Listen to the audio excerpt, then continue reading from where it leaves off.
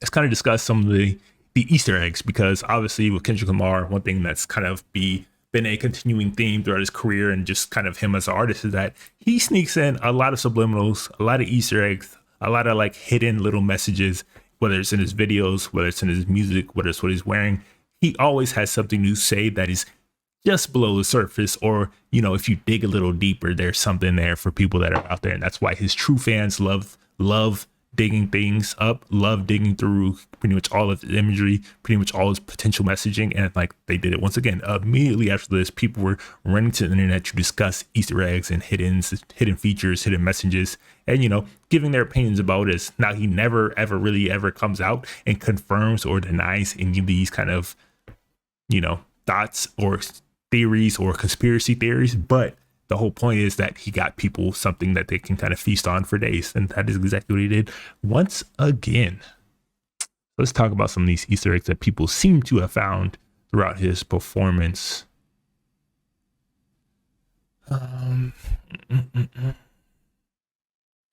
Yeah, so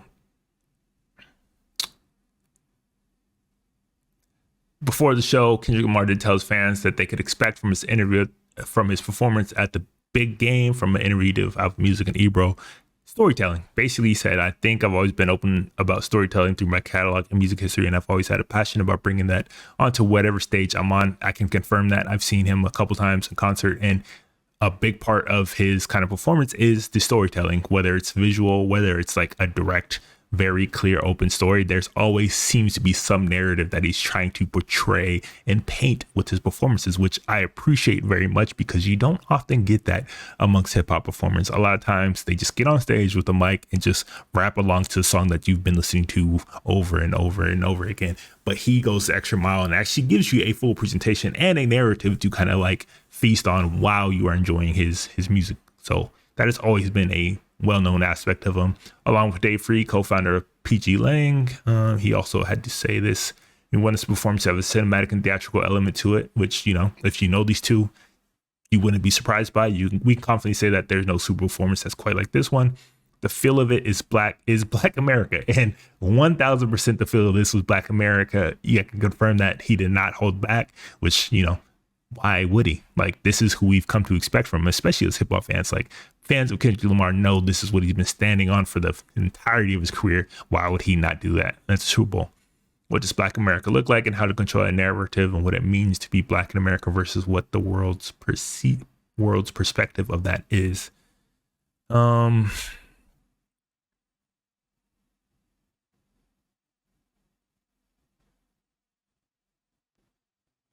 So what was the halftime show about? Why did Kendrick Lamar intentionally stray away from his hit songs? And who the hell is Uncle Sam? A Vibe says they have us covered with a couple answers that all just have deriving from Easter eggs, hidden meanings. Okay. First of all, obviously, a lot of things that he wears and his appearances on stage and performances and music videos always have a hidden, deeper meaning to it. And there's no different on this one.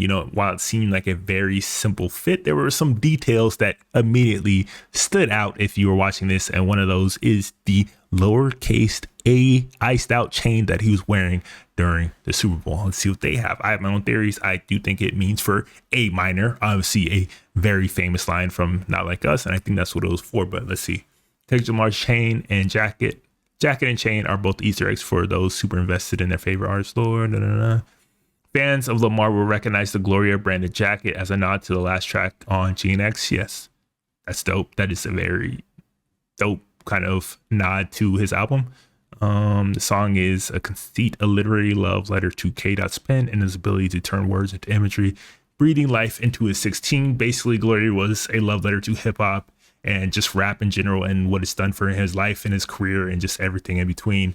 And he's once again wearing that proudly on the biggest stage out there, which, if you watch the show, which we will after this, is a very evident theme, is that hip hop is here. Hip hop is on the stage, and I am bringing the full essence of what it is, what I think it is, to the stage, unabashedly, unapologetically, and that is exactly what he did from the get go. Whether he's emblazoned Gloria kind of jacket,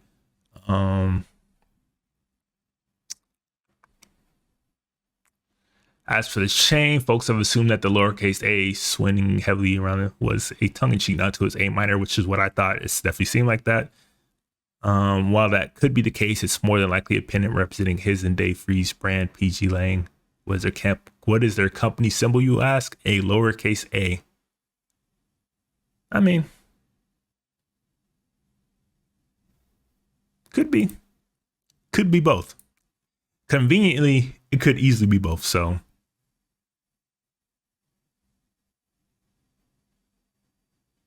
the two children minors being placed below the letter, it makes you, look, definitely both. Uncle Sam, obviously played by one Samuel L. Jackson, absolutely tongue-in-cheek nod once again. That is dope that, Samuel L. Jackson did this, and dope that he even thought to bring him on to this kind of stage. Which, reiterates what he said. His whole point of this was to bring a narrative, a storytelling kind of element to the Super Bowl halftime show that not many other artists have done. And he clearly did that. There was literally skits and interludes throughout his performance, whether it was cutting to Samuel Jackson, whether it was him directly speaking to the crowd and the audience. Like, there was much storytelling going on throughout this.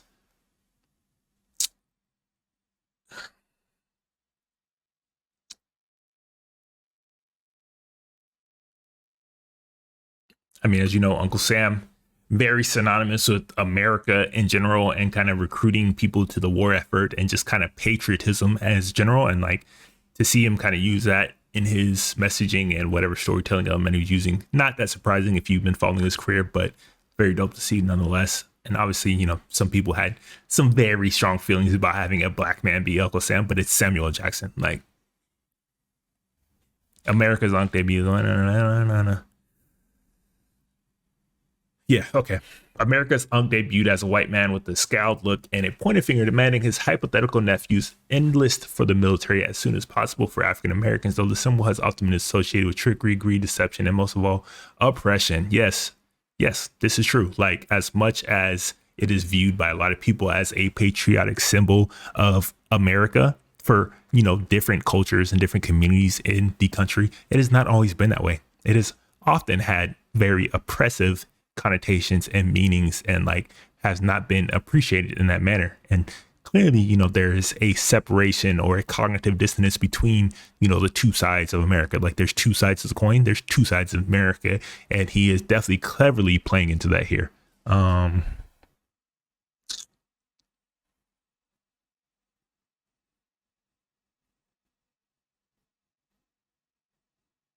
Yeah, and this is true. And he's used this kind of imagery, whatever, before, whether it's for To Pimp a Butterfly again, which was a very heavy album in terms of, Black America's relationship to their country. And he did nod to Uncle Sam once again on that album. So not surprised to see him on there once again. Yes, and K Dot, even in the album, in the music video for Free, he actually portrays Uncle Sam.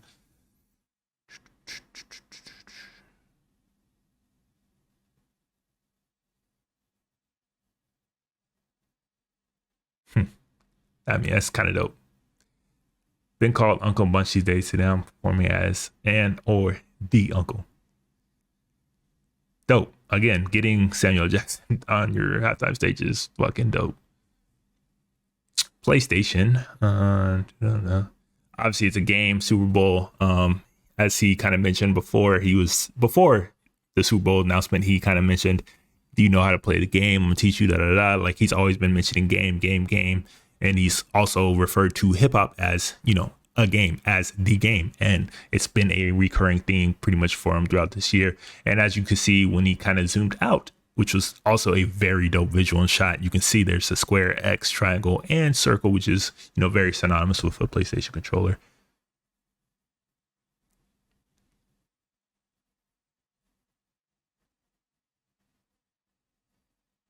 Basically, this is all a game. Like, life, America, Super Bowl, all a game. Hip hop, all a game.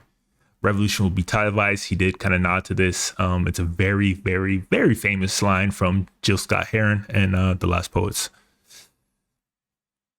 It's been used a lot throughout hip hop, not just him. I'm pretty sure Kanye West also used it on My Beautiful Dark Twisted Fantasy. I'm pretty sure like Mos Def, I think, like a lot of people have used this. It's one of the most iconic and famous kind of poems and kind of black culture in general in America.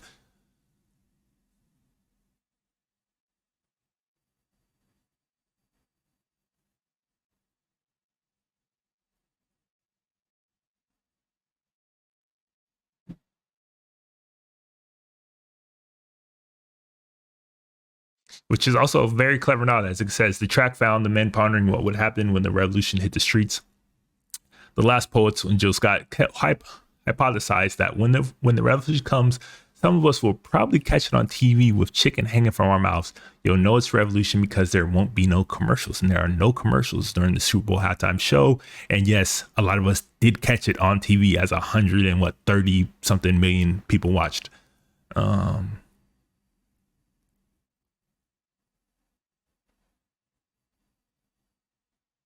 Oh yeah, and Jill Scott responded in his own, the revolution will not be televised, where the musician just put asserted that you will not be able to plug in, turn on, and cop out. You'll not be able to lose yourself on Skag and skip out for beer during commercials because the revolution will not be televised.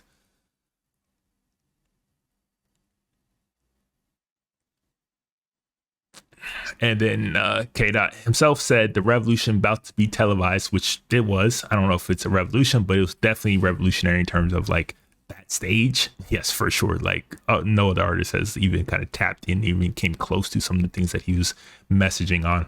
The revolution about to be televised. You picked the right time, but the wrong guy, aka y'all done fucked up and let me get here. Now sit back and watch what I'm about to do. That's exactly what this whole kind of show felt like. I don't care what y'all expectations were. I don't care if this is mainstream enough for y'all. This is my vision. This is what I wanted to do. This is the message I want to put out. And that's it. Y'all picked the wrong guy.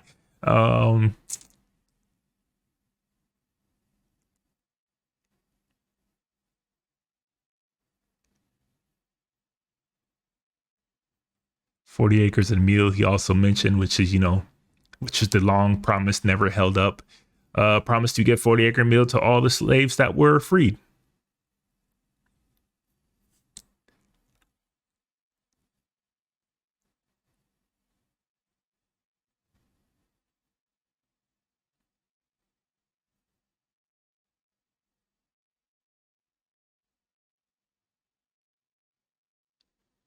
And Spike Lee also, named his production company after that. And he had some things to say as well. The term 40 acres and a mule was a proposal for reparations to former enslaved African Americans in the aftermath of the Civil War. The proposal was intended to provide land and resources to help free people achieve economic independence. This promise was ultimately broken. Happy Black, her story, which, it is a well-known kind of thing that was promised to a lot of the free slaves that has never come out to this day. And never will, let's be honest. Serena Williams, Seawalk. I think like most people, the moment I kind of saw a glimpse of her on stage, first thing I said, was that Serena Williams? I'm pretty sure pretty much everybody had that kind of, wait a minute. Is that who I think it is? And yes, it was Serena Williams, who was also from Compton, which is, a dope little nod, who also has connections to Drake, who at one point they allegedly had, relations. And she was crip walking, which is also kind of hilarious because she was reprimanded for doing that at one of her wins. There you go, at the London Olympics. At Wimbledon.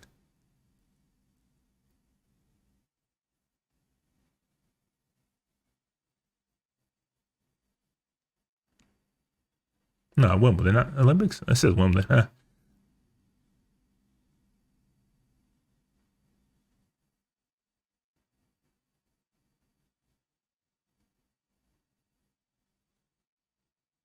Built on the backs of this is an actual Easter egg that I did not catch if this is true. Built on the back of blacks. That is kind of a dope ass nod if that is true. That picture is hard as fuck. I'm not gonna lie. I would frame that shit if I was Kendrick Lamar. That picture is tough. That's tough.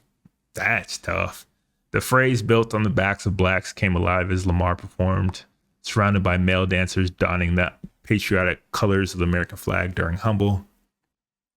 As the song progressed, various shots show the human flag becoming disjointed before it splits down the middle, which again, I kind of picked up on. It seemed to be speaking on the split and divide that America currently has and has been having for quite a while, a very cultural divide, literally. And then The men face away from each other. The performers are directly referenced to going to show that it's a cultural divide. Yeah, she said it's a cultural divide. I'm gonna get it on the floor before the 40 acres of mule line, and then intentionally enlist black men to be dancers in the flag. Noting that much like the dance number, the very core of what America represents was made possible by the way of black people on the backs of blacks who were enslaved. You know, backs of blacks. Okay. The Great American Game, which is what they called, you know, Super Bowl football, whatever. It's all been a game, more game references.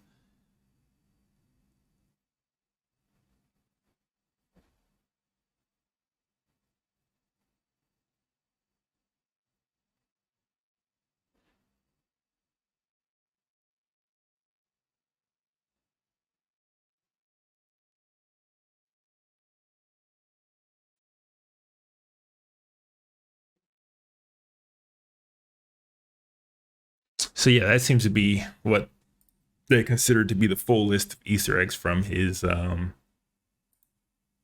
halftime performance. Some of those are very obvious. I think one of those specifically I didn't necessarily catch, but you know, it's very possible that that is what is mentioning. Again, Kendrick Lamar never confirms or denies any of those kind of theories or whatnot. But if you think there's any more Easter eggs out there, let me know in the comments. What do you think about these? Do you think they were actual Easter eggs? Do you think that's what he was trying to go for? Let me know.